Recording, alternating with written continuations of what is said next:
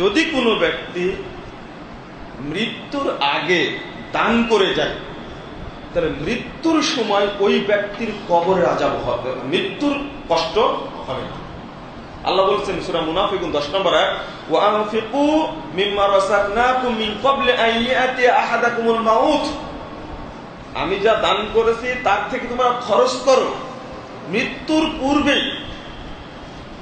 রব্বি লাউলা আখরতানি ইলা আজালিন করিব ফাআসসাদদাকা ওয়া আকুম মিনাস সালিহিন। মৃত্যু যখন এসে যাবে তখন যেন বলো না, আল্লাহ বলছেন তখন যেন বলো না আল্লাহ একটু সময় দাও, আল্লাহ ইলা আজালিন করিব, একেবারে অল্প সময় দাও, অল্প সময় দাও। কি করব? ফাআসসাদদাকা ওয়া আকুম মিনাস সালিহিন, আমি সাদাকা দান করব এবং সৎ ব্যক্তিদের অন্তর্ভুক্ত হয়ে যাব। এটা বলেন। আর আমরা কি মনে করি জানেন? ওই যে মুখ নাড়াচাড়া করছে, একটু ছটফট করছে, বলে জানটা একটু জ্বলে যাচ্ছে, একটু পানি দাও না, একটু শরবত দাও। শরবত খেতে চাই? শরবত চাই না, পানি চাই না। ও আল্লাহকে বলে রব্বি লাউলা আখরতানি ইলা আজালিন করিব, একটু সময় দাও আল্লাহ। ওর তো ভিতরটা ছিঁড়ে যাচ্ছে। মালাকুল মাউত যখন ধরেন, রাসূল সাল্লাল্লাহু আলাইহি ওয়াসাল্লাম উদাহরণ দিচ্ছেন, একটা চটের উপরে, বস্তার উপরে যেমন জমিতে নিড়ানি লাগিয়ে যদি টান দেওয়া হয় যেমন সবকিছু ছিঁড়ে আসবে, মালাকুল মাউত যখন ওকে ধরে, ওর রুহটা যখন ধরে, শরীরের যাবতীয় গ্রন্থি, যাবতীয় রোগ, শিরা, উপশিরা সবগুলো ছিঁড়ে চুরমার হয়ে চলে আসে। তখন ওই ব্যক্তি বলতে থাকে আল্লাহ একটু সময় দাও, আল্লাহ সাদকা করবো যেন শাস্তি আমার না হয়। আর যদি সাদাকা দেওয়া থাকে, মুমিন ব্যক্তি যদি হয়, আল্লাহ রাসূল দেখিয়ে দিচ্ছেন গ্লাসটা তুলে, দেখো গ্লাসটা কাট করলে যেমন পানিটুকু পড়ে যায়, ঠিক শুধু বলে ইরজিই ইলা রাব্বিকি রাদিয়াতাম মারদিয়া, বলে শুধু বলে আসো হে প্রশান্ত আত্মা, তুমি সন্তুষ্ট, তোমার প্রতি আল্লাহ সন্তুষ্ট, তুমি এগিয়ে আছো। বলা মাত্রই বেরিয়ে আসে ওয়াদখুলি ফি ইবাদি ওয়াদখুলি জান্নাতি, তুমি আমার নেক বান্দাদের অন্তর্ভুক্ত হয়ে যাও এবং জান্নাতে প্রবেশ করো। জানটা নেওয়ার সময় জান্নাতের ফয়সালা হয়ে যায়। আল্লাহ রাব্বুল আলামিন বলছেন জানটা নেওয়ার সময় জান্নাতের ফয়সালা। আল্লাহর কত সুসংবাদ। আল্লাহ বলেন ফাদখুলি ফি ইবাদি ওয়াদখুলি জান্নাতি। কেন বললেন? ঠিক যদি সাদাকা দাও না থাকে, পরিবেশটা এইরকমই হবে। ও চাইবে আল্লাহ একটু সময় দাও, আল্লাহ একটু সময় দাও। বলুন তো, হজ করতে চায় না কেন? ও সিয়াম পালন করতে চায় না কেন?